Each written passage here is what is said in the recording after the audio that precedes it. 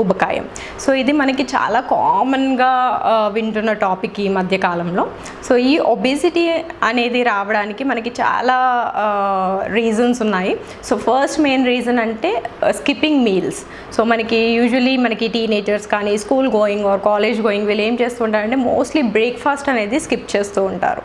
So ఈ meal skip చేసినప్పుడు ఏమవుతుందంటే మనకి తెలియకుండా మనము నెక్స్ట్ మీల్లో ఎక్కువ ఫుడ్ తినేస్తాం అనమాట. So for suppose lunch or డిన్నర్లో మనం ఎక్సెస్గా తీసేసుకుంటాం. సో ఈ బ్రేక్ఫాస్ట్ అనేది మనకి మేజర్ మీల్ పర్ డే కాబట్టి చాలా ఇంపార్టెంట్ మీల్ అది కాబట్టి బ్రేక్ఫాస్ట్ స్కిప్ చేసుకోకుండా చూసుకుంటే మంచిది.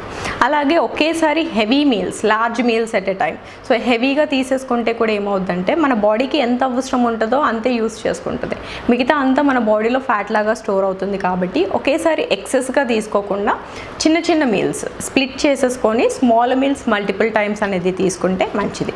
అలాగే ఈ ఫుడ్డే కాకుండా మనకి లైఫ్ స్టైల్ వల్ల కూడా మనకి ఒబేసిటీ అనేది వచ్చే ఛాన్సెస్ ఉంటుంది.